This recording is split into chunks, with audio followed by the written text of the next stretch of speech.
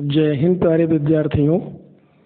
सामान्य अध्ययन की इस क्लास में आप सभी का स्वागत है। आज की सामान्य अध्ययन की क्लास के अंतर्गत हम सभी लोग उत्तर प्रदेश सरकार द्वारा आयोजित की जाने वाली यूपी ट्रिपल एससी पीईटी परीक्षा के हल प्रश्न पत्रों को देखेंगे।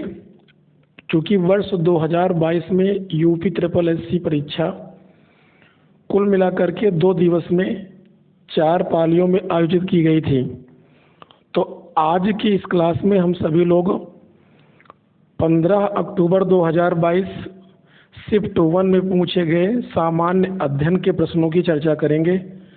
इस क्लास में हम लोगों ने सामान्य अध्ययन के कुल 40 प्रश्नों को शामिल किया है, क्योंकि करंट अफेयर्स के 10 प्रश्नों को यहाँ पर छोड़ दिया गया है, क्योंकि वह अब आगामी परीक्षा के लिए महत्वपूर्ण नहीं है। तो यहाँ पर केवल हम लोग सामान्य अध्ययन के क्वेश्चंस को ही डिस्कस करेंगे। तो उत्तर प्रदेश अधीनस्थ चयन सेवा आयोग प्रारंभिक अर्हता परीक्षा पेट 2022 की शिफ्ट पहले दिवस की शिफ्ट फर्स्ट का पहला क्वेश्चन है कि पादप कोशिका भित्ति निम्नलिखित में से किसकी बनी होती है। तो पादप कोशिका भित्ति सेलुलोज की बनी होती है।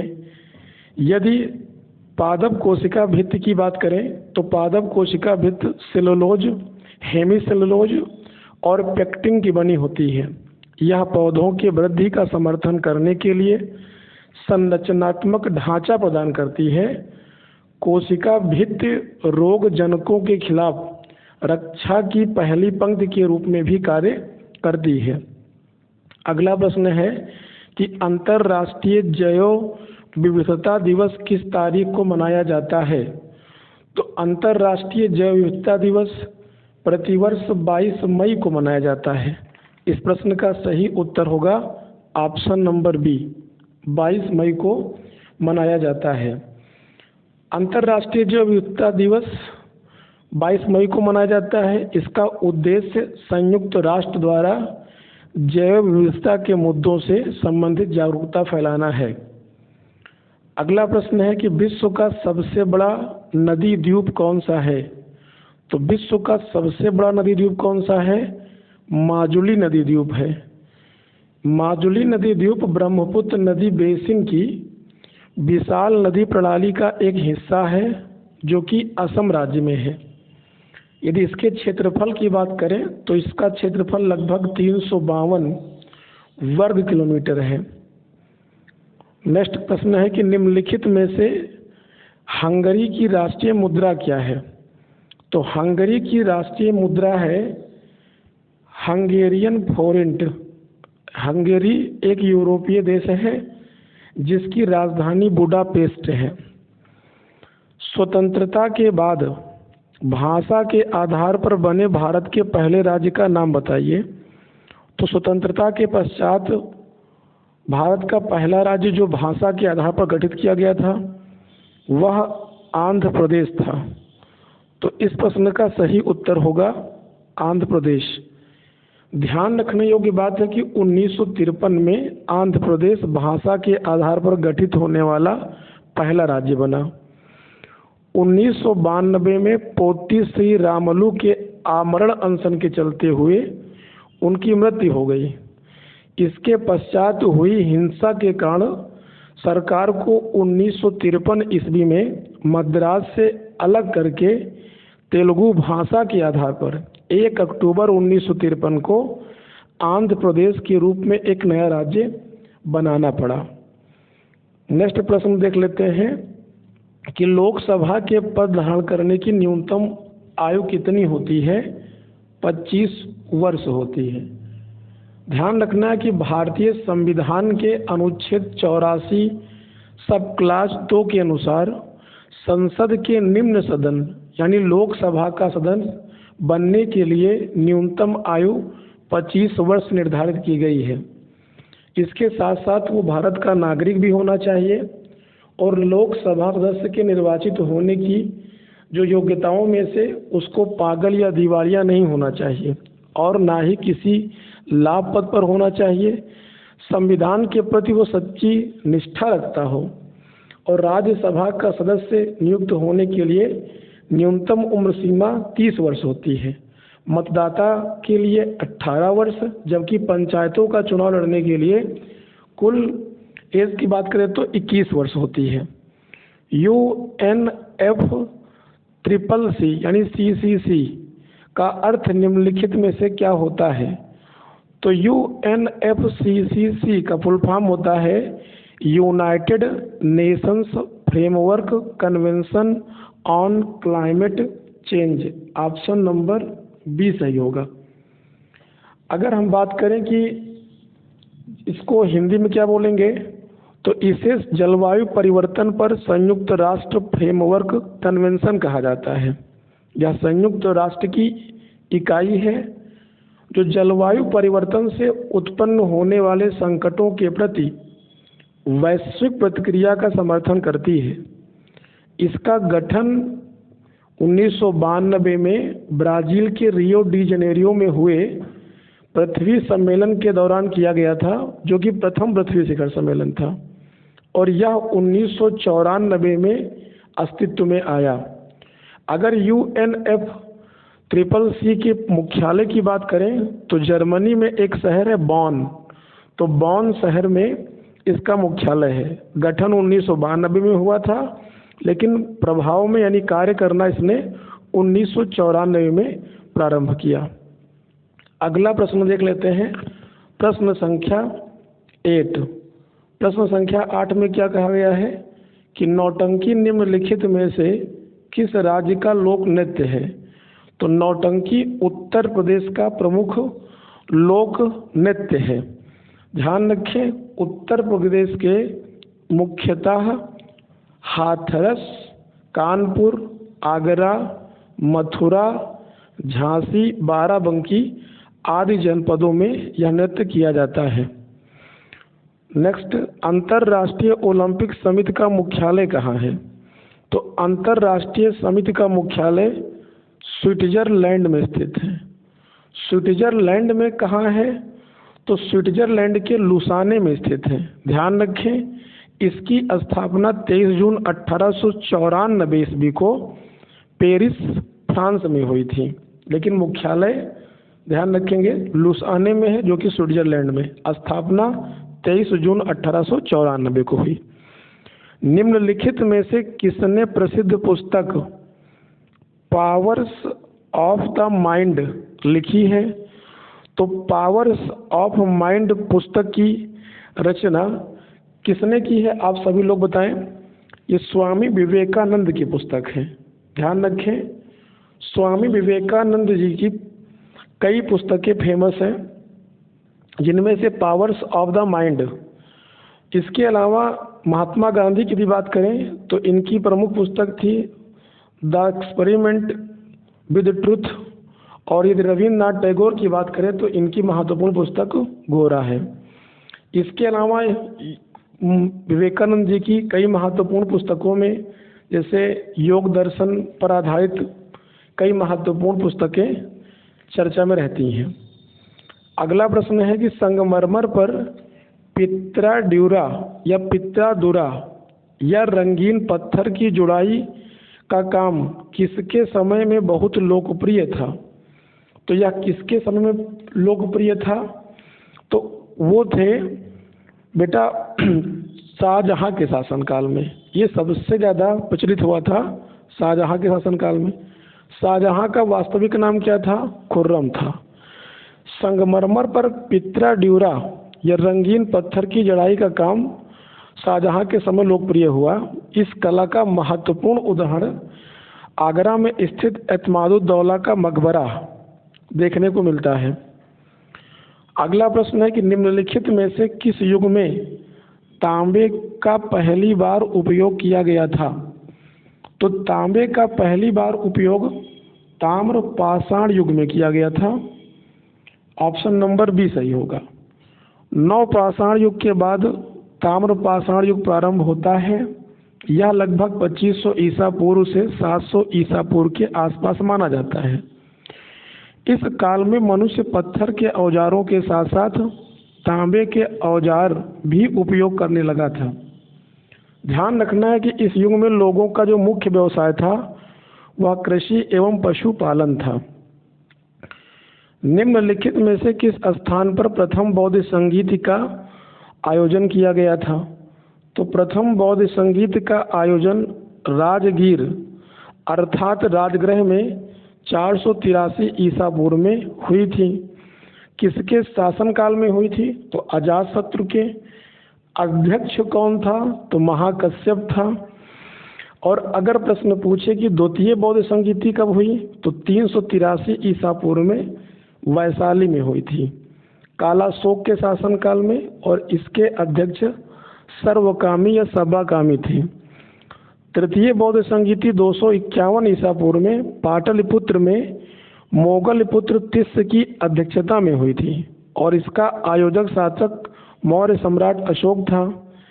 जबकि चतुर्थ बौद्ध संगीति प्रथम शताब्दी ईसा में कश्मीर के कुंडल वन में हुई थी और इसके अध्यक्ष वसुमित्र थे। यहाँ पर महत्वपूर्ण बात यह है कि चतुर्थ बौद्ध संगीति ही ऐसी संगीत थी जिसमें उपाध्यक्ष भी थे और चतुर्थ बौद्ध संगीति में उपाध्यक्ष अश्वघोष को बनाया गया था, जो कुषाण वंश के शासक कनिष्क का दरबारी कवि था। क्वेश्चन नंबर 14 देख लेते हैं कि निम्नलिखित में से वह कौन व्यक्ति है जिसका नाम देव नाम प्रियदर्शी था? तो देव नाम प्रियदर्शी शब्द का अर्थ होता है देवताओं को प्रिय, और यह उपाधि किसने धारण कर रखी थी? तो वो मौर्य सम्राट अशोक था। ऑप्शन नंबर बी शुद्ध होगा। ध्यान रखें कि भाब्रू अभिलेख में अशोक को प्रियदर्शी कहा गया है। उसके 4 अभिलेख में इसका नाम अशोक मिलता है। कौन कौन से? मास्की, गुर्जरा, नेत्तूर और उडेगोलम। फिर से एक बार, मास्की, गुर्जरा, नेत्तूर और उडेगोलम, ये 4 ऐसे अभिलेख हैं अशोक के जिनमें अशोक का नाम अशोक मिलता है। अगला प्रश्न है कि जब ईस्ट इंडिया कंपनी की स्थापना हुई तब भारत पर निम्नलिखित में से किसका शासन था? तो उस समय जब ब्रिटिश ईस्ट इंडिया कंपनी की स्थापना हुई थी तो भारत पर मुगल सम्राट अकबर का शासन था। अब चूंकि यहाँ पर केवल सम्राट की बात की गई है तो यहाँ पर आपको बताना है मुगल सम्राट अकबर का शासन था। अब अगर पूछे कि ईस्ट इंडिया कंपनी की स्थापना हुई कब थी, तो 31 दिसंबर 1600 ईस्वी को महारानी एलिजाबेथ प्रथम ने एक आज्ञा पत्र द्वारा इसे 15 वर्षों के लिए पूर्वी देशों के साथ व्यापार करने का एकाधिकार प्रदान किया था। भूदान ग्रामदान आंदोलन निम्नलिखित में से किसके द्वारा शुरू किया गया था? तो आचार्य विनोबा भावे के द्वारा वर्ष 1951 में इस आंदोलन की शुरुआत की गई थी। क्योंकि ब्रिटिश काल में जो किसान की भूमि थी उस पर मुख्य रूप से जमींदारों का अधिकार हो गया, तो बहुत से किसान भूमिहीन हो गए, तो उन्हें भूमिहीन से पुनः जमीन दिलाने के उद्देश्य से यह आंदोलन चलाया गया था। ध्यान रखने योग्य बात है कि इस आंदोलन के माध्यम से समाज के सभी वर्गों के हितों की रक्षा की गई थी और यह आंदोलन वर्तमान के तेलंगाना राज्य के पोचमपल्ली नामक गांव से शुरू किया गया था और इसमें सहयोग पोचमपल्ली के ही एक जमींदार रामचंद्र रेड्डी ने अपनी 100 एकड़ भूमि दान दे करके शुरू किया था। दांडी नमक यात्रा के दौरान निम्नलिखित में से किस सामाजिक कार्यकर्ता ने गांधी जी के आंदोलनों को केवल पुरुषों तक सीमित न रखने के लिए राजी किया था? तो यह इस कार्य में मुख्य योगदान जिनका रहा वो कमला देवी चट्टोपाध्याय रही। कौन है बेटा? कमला देवी चट्टोपाध्याय। ऑप्शन नंबर बी इसका सही उत्तर होगा, कमला देवी चट्टोपाध्याय। कमला देवी चट्टोपाध्याय की यदि बात किया जाए तो ये एक सामाजिक कार्यकर्त्री थी जिन्होंने गांधी जी के आंदोलनों को केवल पुरुषों तक सीमित न रखने के राजी किया था। 24 दिवसीय मार्च की शुरुआत गांधी जी ने 12 मार्च 1930 को अहमदाबाद के साबरमती आश्रम से की थी और 6 अप्रैल 1930 को अपने 78 अनुयायियों के साथ गांधी जी ने समुद्र के किनारे दांडी नामक, जो कि नवसारी जिले में स्थित था, गांव पहुंच करके एक मुट्ठी नमक उठा करके नमक कानून तोड़ा और यहीं से सविनय अवज्ञा आंदोलन की शुरुआत मानी जाती है। राष्ट्रवाद की पहली स्पष्ट अभिव्यक्ति निम्नलिखित में से किस क्रांति से हुई थी? तो राष्ट्रवाद की पहली अभिव्यक्ति की यदि बात करें तो इसकी पहली अभिव्यक्ति 1789 ईस्वी को फ्रांसीसी क्रांति के साथ हुई थी। तो इस प्रश्न का सही उत्तर होगा ऑप्शन नंबर डी। लेकिन ध्यान रखने योग्य बात यहाँ पर है कि कुछ विद्वानों में मतभेद है। फ्रांसीसी क्रांति के बाद फ्रांस के साथ साथ विश्व में राजनैतिक और संवैधानिक परिवर्तनों की शुरुआत हो गई और इस क्रांति का नारा था स्वतंत्रता, समानता और बंधुत्व। लेकिन आयोग ने इस प्रश्न में सभी को समान अंक दिए हैं, अर्थात इस प्रश्न को डिलीट कर दिया उन्होंने। सरकार के निम्नलिखित में से किस अधिनियम के कारण बम्बई से सिंध प्रांत का निर्माण हुआ था? तो किस अधिनियम के तहत बम्बई से सिंध प्रांत का निर्माण हुआ? भारत सरकार अधिनियम 1935। ध्यान रखें, इसी अधिनियम के तहत सिंध प्रांत का निर्माण 1937 ईस्वी में हुआ था और इसी अधिनियम के द्वारा बर्मा को भारत से पूर्णतः अलग भी कर दिया गया था 1937 में। प्रसिद्ध युद्ध का नारा दिल्ली चलो चलो दिल्ली किसने दिया था? तो दिल्ली चलो का नारा सुभाष चंद्र बोस जी ने सिंगापुर में दिया था। उन्होंने 1944 में इस नारे का प्रयोग भारतीय राष्ट्रीय सेना को प्रेरित करने के लिए तब किया जब INA ने बर्मा के खिलाफ अपना सैन्य अभियान शुरू किया था। निम्नलिखित में से कौन जनसंख्या वितरण को प्रभावित करने वाला आर्थिक कारक नहीं है? तो कौन जनसंख्या को बढ़ाने वाला या प्रभावित करने वाला आर्थिक कारक नहीं है? पानी की उपलब्धता, यह एक आर्थिक कारक नहीं है। शहरीकरण, औद्योगिकरण और खनिज जनसंख्या वितरण को प्रभावित करने वाला आर्थिक कारक है। अगला प्रश्न है कि विश्व की सबसे ऊंची चोटी माउंट एवरेस्ट किसके बीच स्थित है? तो यह नेपाल और तिब्बत के बीच स्थित है। ध्यान रखना है कि विश्व की सबसे ऊंची चोटी माउंट एवरेस्ट नेपाल और तिब्बत के बीच स्थित 8,848.86 मीटर ऊंची एक महान हिमालय में स्थित विश्व की सर्वोच्च चोटी है, जिसे नेपाल में सागर माथा और तिब्बत में इसको चोमोलुंगमा कहा जाता है, जबकि वैश्विक स्तर पर इसका नाम माउंट एवरेस्ट है। क्वेश्चन नंबर 23 नंबर है कि निम्नलिखित में से भारत में अक्टूबर की गर्मी का मुख्य कारण क्या है? यानी अक्टूबर में गर्मी का मुख्य कारण क्या है, बताना है आप सभी को। तो इस प्रश्न का सही उत्तर सीधे देखते हैं, उच्च आर्द्रता से जुड़ा उच्च तापमान, यानी ऑप्शन नंबर बी शुद्ध होगा। भारत में अक्टूबर में गर्मी का मुख्य कारण उच्च आर्द्रता से जुड़ा उच्च तापमान है। अक्टूबर माह में दिन गर्म और रातें ठंड होती हैं, तो इस समय अवधि में तापमान और आर्द्रता में वृद्धि होती है। भारतीय मानक समय ग्रीनविच माध्य समय यानी GMT से कितना आगे है? 5.5 हावर्स आगे है, यानी 5.5 घंटे आगे है। निम्नलिखित में से कौन सा हरित क्रांति की रणनीति का हिस्सा था? हरित क्रांति की रणनीति का हिस्सा बताना है। पहला ऑप्शन है कि रासायनिक उर्वरक और पीड़क नाशी। दूसरा ऑप्शन देख लेते हैं क्या है, दूसरा ऑप्शन दिया गया है कि उच्च उपज देने वाली किस्मों के बीज, सिंचाई या सभी।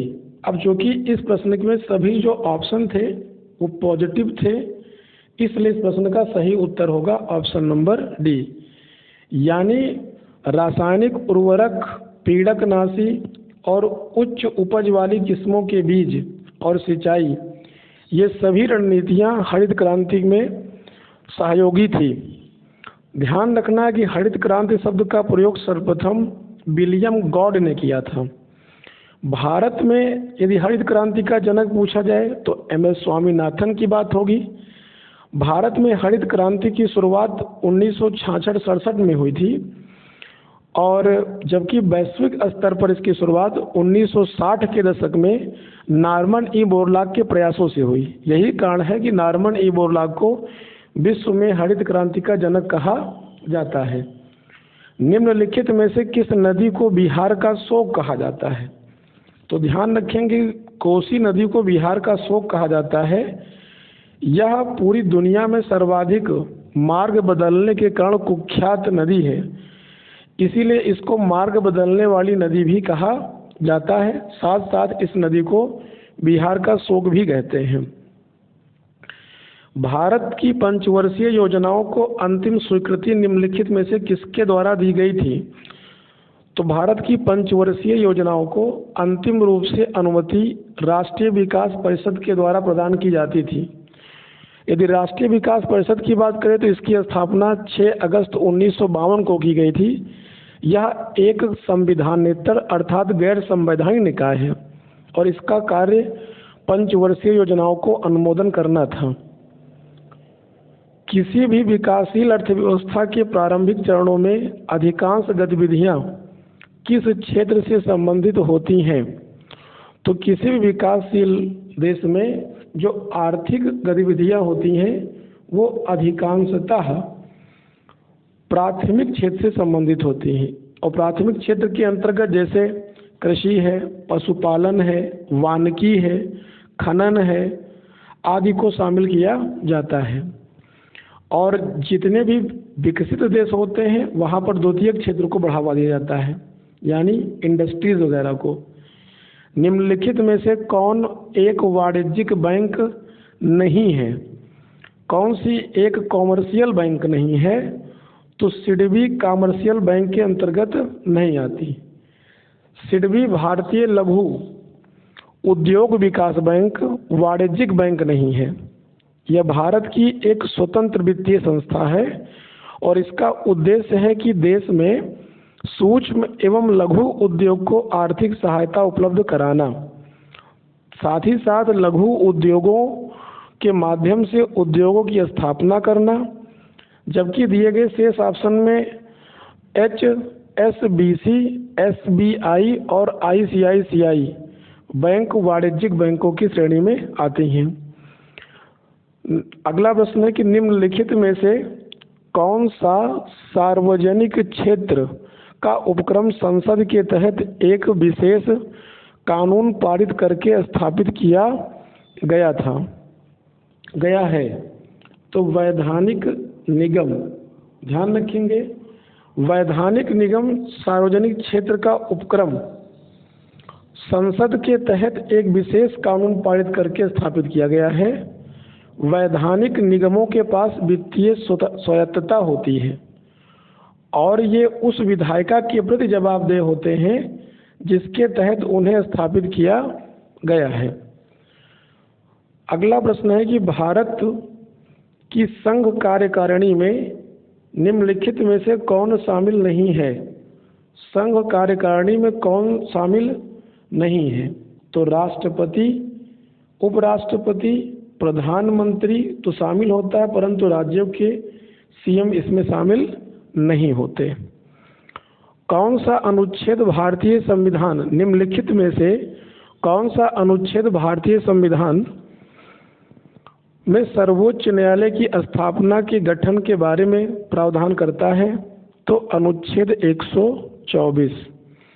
ध्यान रखेंगे कि भारत में सर्वोच्च न्यायाधीश तथा अन्य न्यायाधीशों की नियुक्ति राष्ट्रपति करता है और वर्तमान में सर्वोच्च न्यायालय के न्यायाधीशों की कुल संख्या मुख्य न्यायाधीश सहित 34 है, जिसमें से एक मुख्य न्यायाधीश और 33 सहायक न्यायाधीश हैं। और वर्तमान भारत के 50वें मुख्य न्यायाधीश D.Y. चंद्रचूड़ जी हैं, जबकि पहले मुख्य न्यायाधीश हीरालाल जे कानिया थे। अगला प्रश्न है कि किसके पास मौलिक अधिकारों को लागू करने की शक्ति होती है? तो ध्यान रखें, अनुच्छेद 32 के तहत सर्वोच्च न्यायालय और अनुच्छेद 226 के तहत उच्च न्यायालयों के पास मौलिक अधिकारों को लागू करने की शक्ति होती है। क्वेश्चन नंबर 34 है 34। क्या लिखा है कि भारत में राष्ट्रीय मानवाधिकार निम्नलिखित में से किस मंत्रालय के अधीन है? राष्ट्रीय मानवाधिकार किस मंत्रालय के अधीन कार्य करता है? तो भारत सरकार के गृह मंत्रालय के अधीन रहकर कार्य करता है और गृह मंत्री वर्तमान समय में भारत के अमित शाह हैं। ध्यान रखना है कि भारतीय राष्ट्रीय मानवाधिकार आयोग की स्थापना 12 अक्टूबर 1993 को हुई थी। यह आयोग देश में मानवाधिकारों का प्रहरी है और यह केंद्रीय गृह मंत्रालय के अधीन कार्य करता है। इसके वर्तमान में अध्यक्ष अरुण कुमार मिश्रा जी हैं। स्थापना 12 अक्टूबर 1993 को हुई। निम्नलिखित में से किसी केंद्र शासित प्रदेश के उच्च न्यायालय स्थापित करने का अधिकार है? यानी किसी केंद्र शासित प्रदेश में उच्च न्यायालय स्थापित करने का अधिकार भारतीय संसद को है। और वर्तमान में भारत में कुल 25 उच्च न्यायालय हैं, जबकि राज्यों की संख्या अगर देखा जाए तो 28 राज्य व 8 केंद्र शासित प्रदेश हैं। निम्नलिखित में से कौन सा वनस्पति रेशा नहीं है? कौन सा कृत्रिम रेशा है बताना है। तो नायलॉन एक प्रकार का कृत्रिम रेशा होता है, बल्कि जूट, कॉटन और फ्लैक्स ये सभी प्राकृतिक रेशे होते हैं। ध्यान रखें, पादप कोशिकाओं की जो भित्तियां होती हैं यह मुख्यतः सेलुलोज नामक कार्बोहाइड्रेट से बनी होती हैं। तारों का रंग निम्नलिखित में से किस पर निर्भर करता है? तो तारों का जो रंग होता है वह उसके तापमान पर निर्भर करता है। ध्यान रखना कि तारे गर्म ज्वलन गैसों से बने होते हैं और ये अपने स्वयं का प्रकाश का उत्सर्जन करते हैं। छोटे तारे ठंडे होते हैं जिनका तापमान लगभग 3000 डिग्री सेल्सियस से कम होता है और लाल रंग के दिखाई देते हैं। इससे अधिक गर्म तारे नीले रंग के दिखाई देते हैं। अगला प्रश्न है कि निम्नलिखित में से कौन सी गैस ग्लोबल वार्मिंग के लिए जिम्मेदार है? तो ग्लोबल वार्मिंग के लिए मुख्य रूप से जिम्मेदार गैस है ग्रीन हाउस गैस। अगर पूछे कि ग्रीन हाउस गैसों के अंतर्गत कौन कौन सी गैसें आती हैं, तो carbon dioxide, nitrous oxide, methane, chlorofluorocarbon, जलवाष्प और ओजोन आदि गैसें ग्रीन हाउस गैसों के अंतर्गत आती हैं। 39 प्रश्न है कि न्यूमोनिया मानव शरीर के निम्नलिखित में से किस अंग को प्रभावित करता है? तो न्यूमोनिया रोग मानव शरीर के फेफड़े को प्रभावित करता है। इससे फेफड़ों में सूजन की स्थिति बन जाती है और यह रोग बैक्टीरिया के संक्रमण से होता है, लेकिन यह वायरस और पैरासाइट्स के कारण भी हो सकता है। ध्यान रखिए कि 19वीं शताब्दी में विलियम ओसलर ने न्यूमोनिया को मौत बांटने वाले पुरुषों का मुखिया कहा था। ये एक्स्ट्रा फैक्ट मोस्ट इम्पॉर्टेंट है, ध्यान रखना है आप लोगों को। आज की क्लास का अंतिम प्रश्न देखेंगे कि निम्नलिखित में से कौन भारत का पड़ोसी देश नहीं है? तो म्यांमार, चीन और मालदीव भारत के पड़ोसी देश हैं, जबकि यूएई भारत का पड़ोसी देश नहीं है। यूएई पश्चिमी एशिया महाद्वीप में स्थित एक देश है जिसकी राजधानी यदि पूछा जाए तो अबू धाबी है, जबकि सबसे बड़ा शहर पूछा जाए यदि तो इसका दुबई है। और संयुक्त अरब अमीरात यानी यूएई की यदि मुद्रा पूछा जाए तो इसकी मुद्रा है दिरहम।